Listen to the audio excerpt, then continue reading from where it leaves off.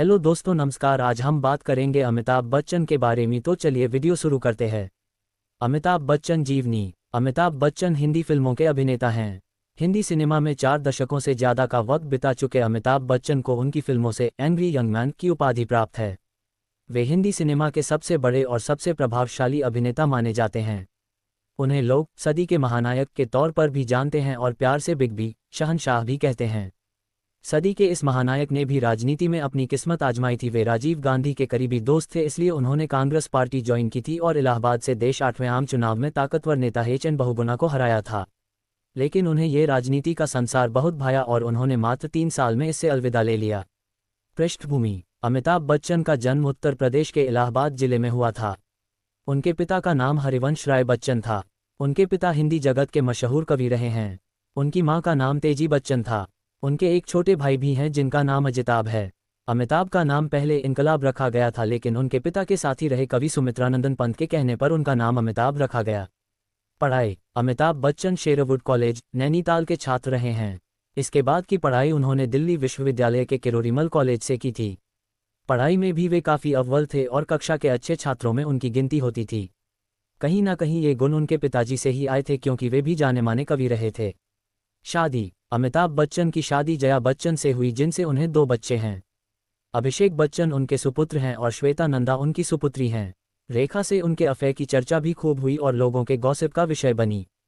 Career. Amitabh Bachchan की शुरुआत फिल्मों में वॉयस नैरेटर के तौर पर फिल्म भुवन शोम से हुई थी, लेकिन अभिनेता के तौर पर उनके करियर की शुरुआत फिल्म सात हिंदुस्तानी से हुई। इसके बाद उन्होंने कई फिल्में की, लेकिन वे ज़्यादा सफल नहीं हो पाईं। फिल्म जंजीर उनके करियर का टर्निंग पॉइंट साबित हुई। इसके बाद उन्होंने लगातार हिट फिल्मों की झड़ी तो लगाई ही, इसके साथ ही साथ वे हर दर्शक वर्ग में लोकप्रिय हो गए और फिल्म इंडस्ट्री में अपने अभिनय का लोहा भी मनवाया।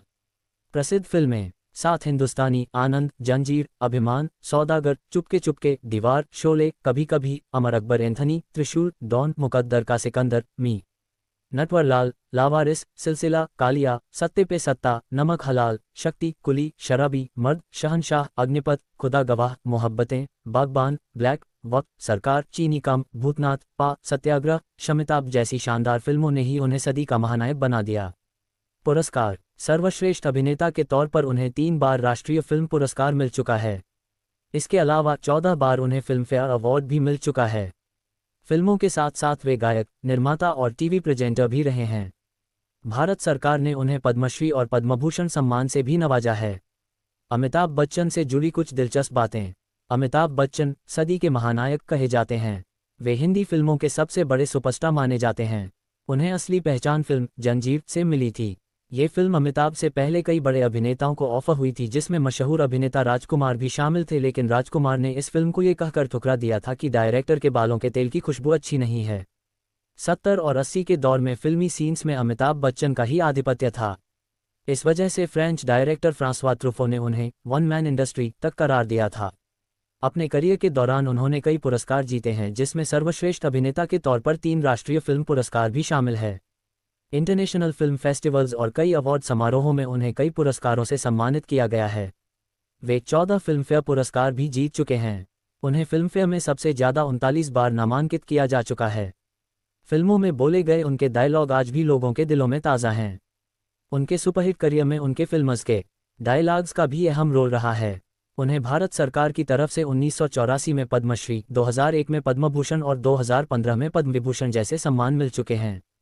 करियर के शुरुआती दौर में उन्हें काफ़ी दिक्कतों का सामना करना पड़ा था। उनकी फिल्में लगातार फ्लॉप हो रही थीं, तब वे वापस घर लौटने का मन बना चुके थे, लेकिन फिल्म जंजीर उनके करियर का टर्निंग पॉइंट बन गई और फिल्म इंडस्ट्री में एंग्री यंग मैन का उदय हुआ। आज जिस अमिताभ बच्चन के आवाज़ की पूरी दुनिया कायल है, एक समय था जब उनकी आवाज़ उनके करियर में रोड़ा बन रही थी और उन्हें नकार दिया गया था, लेकिन बाद में उनकी आवाज़ ही उनकी ताकत बनी और उनकी आवाज़ औरों से काफ़ी जुदा और भारी थी। इस वजह से उन्हें कई निर्देशकों ने कई फिल्मों में अपनी कहानी को नैरेट तक करवाया। कई प्रोग्राम्स को उन्होंने भी होस्ट किया। अमिताभ के करियर का बुरा दौर। उनकी फिल्में अच्छा बिजनेस कर रही थीं कि अचानक 26 जुलाई 1982 को कुली फिल्म की शूटिंग के दौरान उन्हें गंभीर चोट लगी गई। दरअसल फिल्म के एक एक्शन दृश्य में अभिनेता पुनीत इस्सर को अमिताभ को मुक्का मारना था और उन्हें मेज से टकराकर जमीन पर गिरना था। लेकिन जैसे ही वे मेज की तरफ कूदे, मेज का कोना उनके हाथों में लग गया, जिसकी वजह से उनका काफ़ी खून बह गया और स्थिति इतनी गंभीर हो गई कि ऐसा लगने लगा कि वे मौत के करीब हैं, लेकिन लोगों की दुआओं की वजह से वे ठीक हो गए। राजनीति में प्रवेश। कुली में लगी चोट के बाद उन्हें लगा कि वे अब फिल्में नहीं कर पाएंगे और उन्होंने अपने पैर राजनीति में बढ़ा दिए। उन्होंने 8वें लोकसभा चुनाव में अपने गृह क्षेत्र इलाहाबाद की सीट से छोटाऊ प्र के पूर्व मुख्यमंत्री एच.एन. बहुगुणा को काफ़ी ज़्यादा वोटों से हराया। राजनीति में ज़्यादा दिन वे नहीं टिक सके और फिर उन्होंने फिल्मों को ही अपने लिए उचित समझा। जब उनकी कंपनी एबीसीएल आर्थिक संकट से जूझ रही थी तब उनके मित्र और राजनीतिज्ञ अमर सिंह ने उनकी काफ़ी मदद की थी। बाद में अमिताभ ने भी अमर सिंह की समाजवादी पार्टी को काफ़ी सहयोग किया। उनकी पत्नी जया बच्चन ने समाजवादी पार्टी को ज्वाइन कर लिया और वे राज्यसभा की सदस्य बन गईं। अमिताभ ने पार्टी के लिए कई विज्ञापन और राजनीतिक अभियान भी किए। फिल्में से एक बार फिर उन्होंने वापसी की और फिल्म शहंशाह हिट हुई। इसके बाद उनके अग्निपथ में निभाए गए अभिनय को भी काफ़ी सराहा गया और इसके लिए उन्हें राष्ट्रीय फिल्म पुरस्कार भी मिला, लेकिन उस दौरान बाकी कई फिल्में कोई खास कमाल नहीं दिखा सकीं। फिल्मों में तगड़ी वापसी। 2000 में आई मोहब्बतें उनके डूबते करियर को बचाने में काफ़ी मददगार साबित हुई और फिल्म को और उनके अभिनय को काफ़ी सराहा गया। इसके बाद उन्होंने कई फिल्मों में काम किया जिसे आलोचकों के साथ साथ दर्शकों ने भी काफ़ी पसंद किया। 2005 में आई फिल्म ब्लैक में उन्होंने शानदार अभिनय किया और उन्हें राष्ट्रीय फिल्म पुरस्कार से एक बार फिर सम्मानित किया गया। फिल्म पा में उन्होंने अपने बेटे अभिषेक बच्चन के ही बेटे का किरदार निभाया। फिल्म को काफ़ी पसंद किया गया और एक बार फिर उन्हें राष्ट्रीय फिल्म पुरस्कार से नवाजा गया। वे काफ़ी लंबे समय से गुजरात पर्यटन के ब्रांड एम्बेसडर भी हैं। उन्होंने टीवी की दुनिया में भी बुलंदियों के झंडे गाड़े हैं और उनके द्वारा होस्ट किया गया केबीसी बहुत पॉपुलर हुआ। इसने टीआरपी के सारे रिकॉर्ड तोड़ दिए और इस प्रोग्राम के जरिए कई लोग करोड़पति बने। सामाजिक कार्यों में आगे। इन सब के इत्र अमिताभ बच्चन लोगों की मदद के लिए भी हमेशा आगे खड़े रहते हैं। वे सामाजिक कार्यों में काफ़ी आगे रहते हैं। कर्ज में डूबे आंध्र प्रदेश के 40 किसानों को अमिताभ ने 11 लाख रुपए की मदद की। ऐसे ही विदर्भ के किसानों की भी उन्होंने 30 लाख रुपए की मदद की। इसके अलावा और भी कई ऐसे मौके रहे हैं जिसमें अमिताभ ने दरियादिली दिखाई है और लोगों की मदद की है।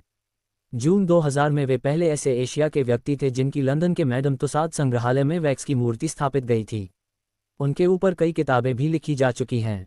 अमिताभ बच्चन द लीजेंड 1999 में टू बी और not to be. Amitabh Bachchan 2004 में A B the legend a photographer's tribute 2006 में। अमिताभ बच्चन एक जीवित किंवदंती 2006 में। Amitabh the making of a superstar 2006 में। Looking for the Big B Bollywood Bachchan and me 2007 में और बच्चन आलिया 2009 में प्रकाशित हुई हैं।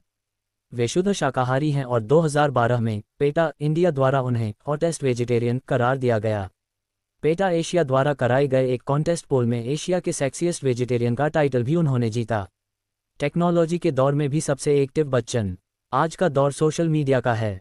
खबरें पल पल में इंटरनेट पर अपलोड होती रहती हैं। ऐसे में हमारे बिग बी कहाँ पीछे रहने वाले हैं। वे भी फेसबुक ट्विटर का जमकर इस्तेमाल करते हैं और यही कारण है कि दोनों सोशल नेटवर्किंग साइट्स पर उनके फैंस की संख्या लाखों करोड़ों में है। वे अपने प्रशंसकों को कभी नहीं निराश करते हैं और पल पल की घटनाओं को वे इन माध्यमों के जरिए शेयर करते हैं।